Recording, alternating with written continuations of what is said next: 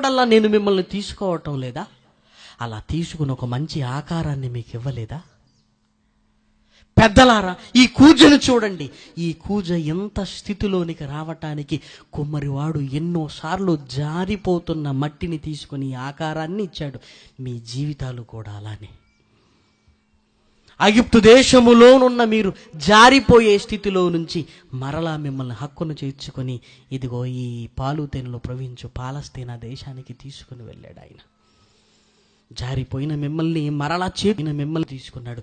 ఈరోజు ఒక ఇశ్రాయేలు సామ్రాజ్యము ఒక ఆకారాన్ని ఇచ్చాడు.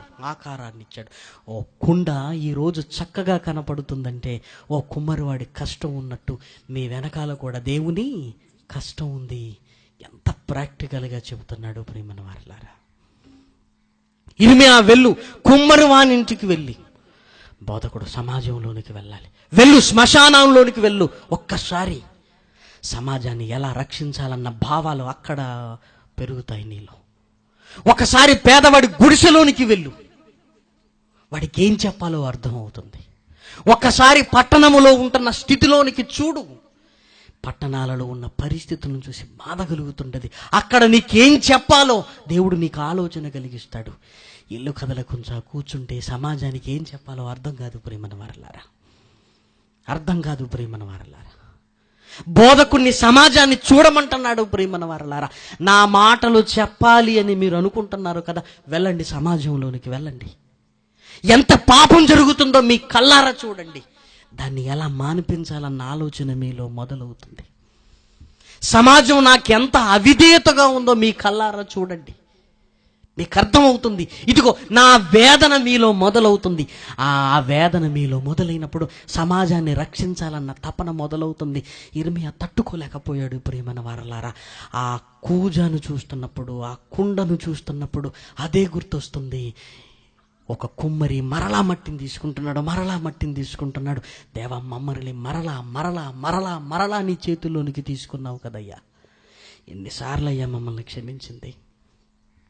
మన జీవితంలో ఎన్నిసార్లు క్షమించమని కన్న తండ్రిని అడిగినప్పుడల్లా మరలా చేతుల్లోనికి తీసుకుంటున్నాడు. నీకు మంచి ఆకారాన్ని ఇవ్వటానికి సిద్ధపడుతున్నాడు ఆయన. ఎన్ని వందల సార్లు ప్రేమన్న వారలారా, ఎన్ని వేల సార్లు మరలా నిన్ను తీసుకుంటున్నాడు. నీకొక మంచి ఆకారాన్ని ఇవ్వటానికి ప్రయత్నం చేస్తున్నాడు.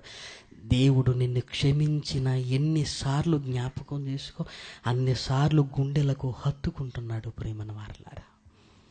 చిరాకు పడటం లేదు ఆయన. నా పిల్లలు కదా, జారిపోతున్నావు, మరలా తీసుకుంటున్నాడు. మరలా తీసుకుంటున్నాడు. ఎన్నిసార్లు హక్కును చేర్చుకున్నాడు మనల్ని ప్రేమన్న వారలారా.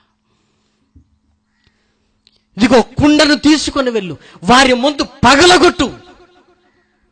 హక్కున చేర్చుకున్న నేనే బద్దలు చేయబోతున్నానని చెప్పు ఇర్మియా, చెప్పు.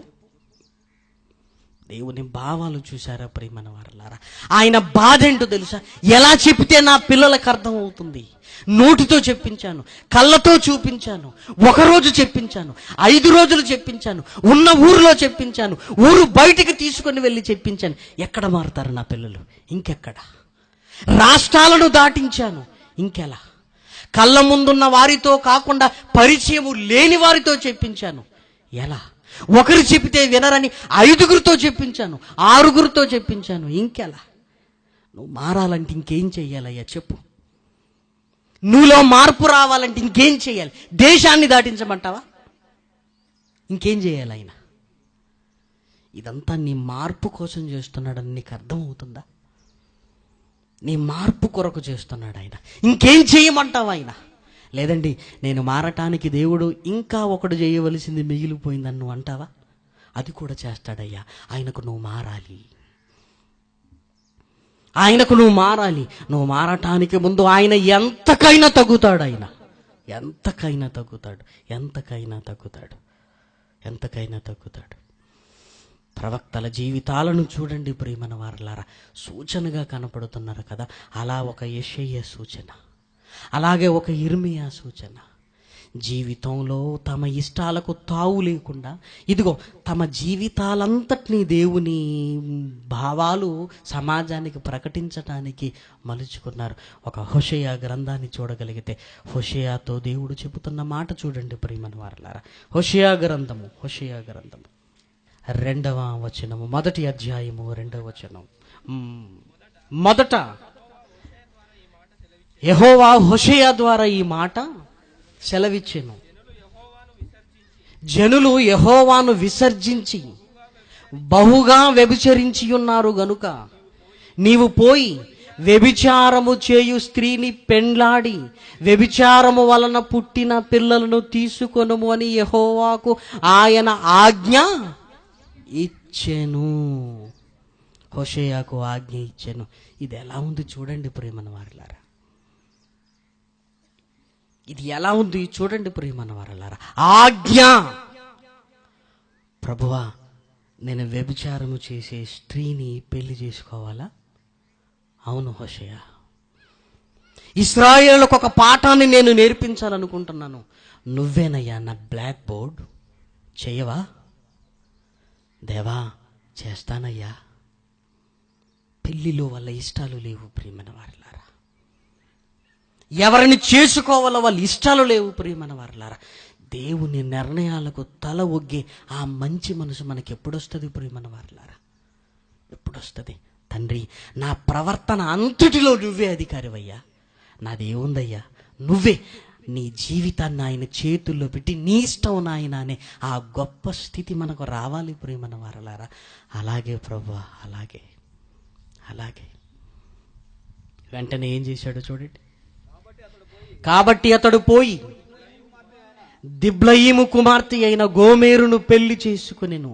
ఆమె గర్భవతి అయి అతనికొక కుమారుణ్ణి కనగా యెహోవా అతనితో ఈలాగు సెలవిచ్చెను, ఇదిగో పెళ్లి చేసుకున్నావు, పెళ్లి చేసుకోవటమే కాదు కాపురం చెయ్యి. అలాగే ప్రభువా.